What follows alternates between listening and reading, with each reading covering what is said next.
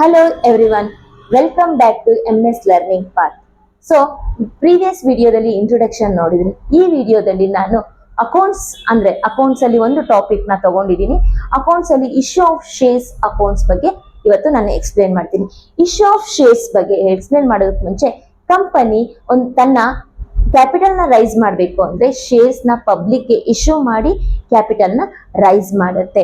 ಇದನ್ನ ನಾವು issue of shares ಅಂತ ಕರಿತೀವಿ. ಪಬ್ಲಿಕ್ ಗೆ ಕಂಪನಿ ಇಶ್ಯೂ ಮಾಡೋದನ್ನ ಇಶ್ಯೂ ಆಫ್ ಶೇರ್ಸ್ ಅಂತ ಕರಿತೀವಿ. ಇವಾಗ ಶೇರ್ ಅಂದ್ರೆ ಏನು ಅಂತ ನೋಡೋಣ. ಶೇರ್ ಅಂದ್ರೆ the capital of the company divided into number of unit of each fixed value. Each unit is called as A shares. ಅಂದ್ರೆ ಕಂಪನಿಯ ಬಂಡವಾಳವನ್ನ ಡಿವೈಡ್ ಮಾಡುತ್ತೆ. It's A dividing into the number of unit.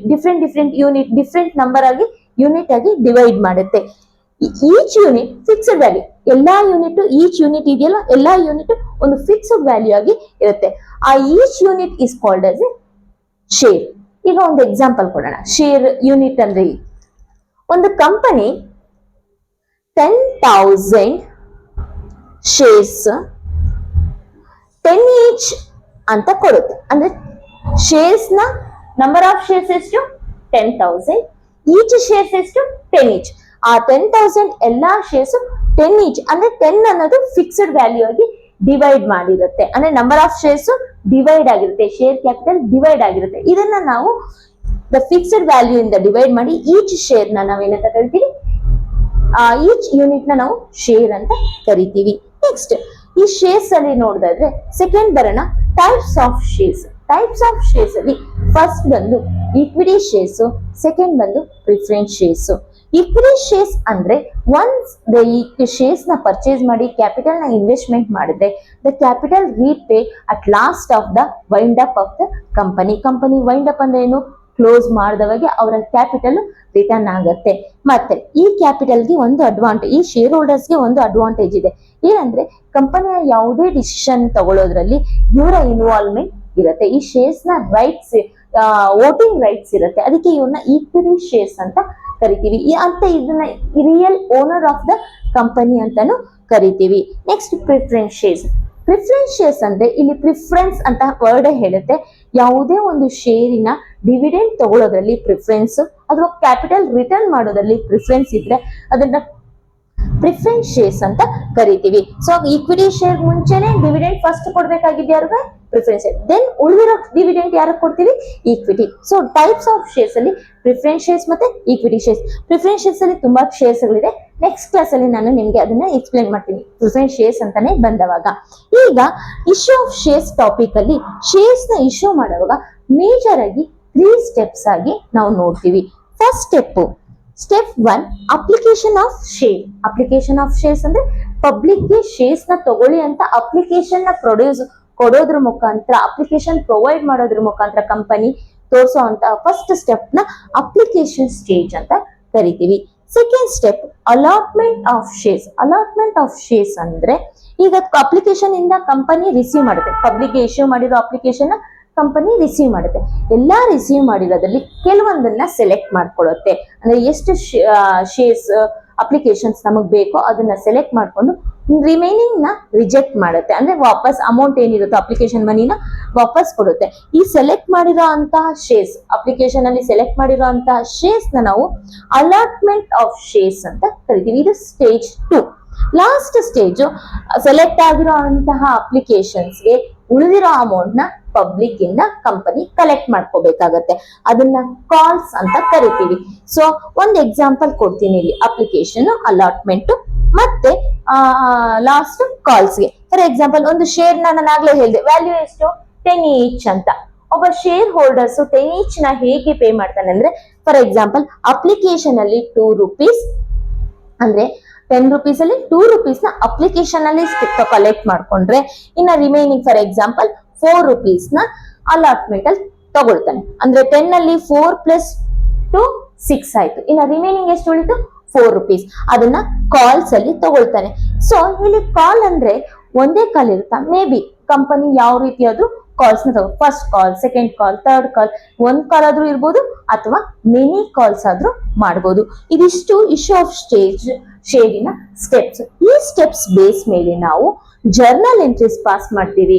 So problems, issue of shares problems ಯಾವಾಗ್ಲೂ journal entries ಮೇಲೆ ಇರುತ್ತೆ. Journal entries ಅನ್ನ ನಾವು ಯಾವ ರೀತಿ ಹಾಕೋಬೇಕು ಅಂದ್ರೆ ಈ ಸ್ಟೆಪ್ಸ್ ಬೇಸ್ ಮೇಲೆನೆ ಹಾಕೋಬೇಕು. ಇನ್ನ ಒಂದ್ಸತಿ ಹೇಳ್ತೀನಿ ನಾನು, ಜರ್ನಲ್ ಎಂಟ್ರೀಸ್ ನ ನಾವು ಪಾಸ್ ಮಾಡಬೇಕು ಅಂದ್ರೆ ನಾವು ಈ ಸ್ಟೆಪ್ ಬೇಸ್ ಮೇಲೆನೆ ಜರ್ನಲ್ ಎಂಟ್ರೀಸ್ ನ ಪಾಸ್ ಮಾಡಬೇಕು. ಈಗ ಜರ್ನಲ್ ಎಂಟ್ರೀಸ್ ನ ನೋಡೋಣ. ಸೊ ಫಸ್ಟ್ ಸ್ಟೆಪ್ ಅಲ್ಲಿ ಯಾವುದು ಜರ್ನಲ್ ಎಂಟ್ರಿ? ಇದು ಜರ್ನಲ್ ಎಂಟ್ರೀಸ್ ಫಸ್ಟ್ ಸ್ಟೆಪ್ ಬಂದು ಅಪ್ಲಿಕೇಶನ್ ಸ್ಟೇಜ್. ಅಪ್ಲಿಕೇಶನ್ ಸ್ಟೇಜ್ ಅಲ್ಲಿ ಎರಡು ಜರ್ನಲ್ ಎಂಟ್ರೀಸ್ ಕಾಮನ್ ಆಗಿ ಬರುತ್ತೆ. ಫಸ್ಟ್ ಅಪ್ಲಿಕೇಶನ್ ಸ್ಟೇಜ್ ಅಲ್ಲಿ ನಾವು ಅಪ್ಲಿಕೇಶನ್ ನ ರಿಸೀವ್ ಮಾಡ್ತೀವಿ. ಅಪ್ಲಿಕೇಶನ್ ಇಶ್ಯೂ ಮಾಡಿರ್ತೀವಲ್ಲ, ಮನಿನ ರಿಸೀವ್ ಮಾಡ್ತೀವಿ. ಮನಿ ರಿಸೀವ್ ಮಾಡೋದಕ್ಕೆ ರಿಸೀವ್ ಎಂಟ್ರಿ ಹಾಕ್ಬೇಕು. ಫಸ್ಟ್ ಬ್ಯಾಂಕ್ ಅಕೌಂಟ್, ಯಾವುದೇ ಮನಿ ಬರುತ್ತೆ ಅಂದ್ರೆ ಎಲ್ಲಿ ಬರುತ್ತೆ? ಬ್ಯಾಂಕ್ ಬರುತ್ತೆ. So bank account data to ಏನ್ ಇಶ್ಯೂ ಮಾಡ್ತಿದೀವಿ? ಶೇರ್ಸ್ ನ ಇಶ್ಯೂ ಮಾಡ್ತಿದೀವಿ. ಸೊ ಅದಕ್ಕೆ equity share application account. For example ಇದು ಪ್ರಿಫರೆನ್ಸ್ ಶೇರ್ಸ್ ಆಗಿದೆ, ಪ್ರಿಫರೆನ್ಸ್ ಶೇರ್ ಅಪ್ಲಿಕೇಶನ್ ಅಕೌಂಟ್ ಅಂತ ಹೇಳ್ಬೇಕು. ಸೊ ಫಸ್ಟ್ ಎಂಟ್ರಿ ಏನ್ ಬರುತ್ತೆ? Receive entry. ರಿಸೀವ್ ಎಂಟ್ರಿಗೆ ಜರ್ನಲ್ ಎಂಟ್ರಿ ಯಾವ ತರ ಬರುತ್ತೆ? Bank account data to equity share application account. ಈಗ ರಿಸೀವ್ ಮಾಡಿರೋ ಮನಿನ ಎಲ್ಲಿ ಟ್ರಾನ್ಸ್ಫರ್ ಮಾಡ್ಬೇಕಾಗುತ್ತೆ? ಶೇರ್ ಕ್ಯಾಪಿಟಲ್ ಮನಿ ಅಲ್ವಾ ಇದು? ಶೇರ್ ಕ್ಯಾಪಿಟಲ್ ಗೆ ಟ್ರಾನ್ಸ್ಫರ್ ಮಾಡಬೇಕು. So second journal entry application stage ಅಲ್ಲಿ equity share application account data to equity share capital account ಆಗತ್ತೆ. ಸೊ ಇದು ರಿಸೀವ್ ಎಂಟ್ರಿ, ಇನ್ನೊಂದು ಟ್ರಾನ್ಸ್ಫರ್ ಎಂಟ್ರಿ. ನೆಕ್ಸ್ಟ್ ನಾನು ಹೇಳೋದಾದ್ರೆ ಸೆಕೆಂಡ್ ಸ್ಟೇಜ್ ಏನಿದೆ? Allotment stage. ಅಲಾಟ್ಮೆಂಟ್ ಸ್ಟೇಜ್ ಅಲ್ಲೂ ಅಷ್ಟೇ ಎರಡು ಜರ್ನಲ್ ಎಂಟ್ರೀಸ್ ಕಾಮನ್ ಆಗಿ ಬರುತ್ತೆ. ಸೊ ಇಲ್ಲಿ ಕಾಮನ್ ಎಂಟ್ರಿ ಏನಂದ್ರೆ ಇಲ್ಲಿ ಡ್ಯೂ ಎಂಟ್ರಿ ಇರುತ್ತೆ. ಇಲ್ಲಾಂದ್ರೆ ರಿಸೀವ್ ಎಂಟ್ರಿ ಇತ್ತು, ಇಲ್ಲಿ ಡ್ಯೂ ಎಂಟ್ರಿ ಫಸ್ಟ್ ಹಾಕ್ಬೇಕು. ಯಾಕಂದ್ರೆ ಅಲಾಟ್ಮೆಂಟ್ ಡಿಸಿಷನ್ ತಗೊಳ್ಳೋದು ಕಂಪನಿ. ಆ ಒಂದು ಉದ್ದೇಶದಿಂದ ಎಲ್ಲಾ ಅಪ್ಲಿಕೇಶನ್ ಅವ್ರನ್ನು ನಾವು ಅಲಾಟ್ಮೆಂಟ್ ಕಲೆಕ್ಟ್ ಮಾಡ್ಕೊಳಕ್ಕಾಗಲ್ಲ. ಎಷ್ಟು ಸೆಲೆಕ್ಟ್ ಮಾಡಿರ್ತೀವೋ ಅವ್ರದ್ದು ಮಾತ್ರ ಅಲಾಟ್ಮೆಂಟ್ ಮನಿ ಕಲೆಕ್ಟ್ ಮಾಡ್ಕೋಬೇಕು. ಸೊ ಆ ಒಂದು ಉದ್ದೇಶದಿಂದ ಅಲಾಟ್ಮೆಂಟ್ ಸ್ಟೇಜ್ ಅಲ್ಲಿ ಫಸ್ಟ್ ಡ್ಯೂ ಎಂಟ್ರಿ ಹಾಕ್ಬೇಕು. Equity share allotment account data to equity share capital account. ಇದು ಅಲಾಟ್ಮೆಂಟ್ ಸ್ಟೇಜ್ ಆಗಿರೋದ್ರಿಂದ allotment account data to capital account. ಇಲ್ಲಿ ರಿಸೀವ್ ಆಗಿಲ್ಲ, ಡ್ಯೂ ಎಂಟ್ರಿ. ಇದನ್ನ ನಾವು ಡ್ಯೂ ಎಂಟ್ರಿ ಆದ್ಮೇಲೆ ರಿಸೀವ್ ಎಂಟ್ರಿ ಹಾಕೋಬೇಕು. ರಿಸೀವ್ ನೀವು ಹೇಳಿದ್ರಿ, ರಿಸೀವ್ ಎಲ್ಲಿಗೆ ಬರುತ್ತೆ? ಬ್ಯಾಂಕ್ ಬರುತ್ತೆ. ನೋಡಿ ರಿಸೀವ್ ಎಂಟ್ರಿ ಇಲ್ಲೂ ಬ್ಯಾಂಕ್ ಬಂದಿದೆಯಲ್ಲ, ಇಲ್ಲೂ ಅಷ್ಟೇ. ಆದ್ರೆ ಬ್ಯಾಂಕ್ ಅಕೌಂಟ್ ಇಲ್ಲಿ ನಾವು ಏನ್ ತಗೊಂಡ್ವಿ? ಅಪ್ಲಿಕೇಶನ್. ಇಲ್ಲಿ ಏನ್ amount? Allotment account. Bank account data to allotment account ಅಂತ ಹೇಳಿ. ಸ್ಟೆಪ್ 3 ಅಲ್ಲಿ ನಾವೇನ್ ಮಾಡ್ತೀವಿ? ಕಾಲ್. ಇಲ್ಲಿ ಕಾಲ್ ಯಾವ ರೀತಿ ಇರುತ್ತೋ ಆ ರೀತಿ ಕಾಲ್ ನಂಬರ್ ನ ಮೆನ್ಷನ್ ಮಾಡಬೇಕು. ಸೇಮ್ ಥಿಂಗ್ ಇಲ್ಲೂ ಅಷ್ಟೇ. Equity share due entry, call money due entry ಮತ್ತೆ receive entry. For example calls, first call second call ಅಂತಿದ್ದವಾಗ ನಾವು ಈಕ್ವಿಟಿ ಶೇರ್ ಫಸ್ಟ್ ಕಾಲ್ ಅಂತ ಹೇಳ್ತೀವಿ. ಇಲ್ಲ ಸೆಕೆಂಡ್ ಕಾಲ್ ಅಂದವಾಗ equity share second call account ಅಂತ ಕರಿತೀವಿ. ಇದು ಫಸ್ಟ್ ಆ ರೀತಿ. ಇಲ್ಲ ಫಸ್ಟ್ ಕಾಲ್ ಸೆಕೆಂಡ್ ಕಾಲ್ ಏನೂ ಕೊಟ್ಟಿಲ್ಲ ಅಂದ್ರೆ, ಒಂದೇ ಕಾಲ್ ಇದೆ ಅಂದ್ರೆ ಫಸ್ಟ್ ಅಂಡ್ ಫೈನಲ್ ಕಾಲ್ ಅಂತ ನಾವು ಮೆನ್ಷನ್ ಮಾಡಬೇಕು ಡ್ಯೂ ಎಂಟ್ರಿಲಿ. Equity share first and final call account data to equity share capital account. ಇದು ಡ್ಯೂ ಎಂಟ್ರಿಗೆ ಇರುವಂತದ್ದು. Next receive entry. So same bank account data to equity share capital account. ಇದಿಷ್ಟು journal entries stepwise ನಾವು ಹಾಕೋಬೇಕು. ಯಾವುದು ಮತ್ತೊಂದ್ಸಲ ಹೇಳ್ತೀನಿ steps. First one application stage, second one allotment, third one call of shares.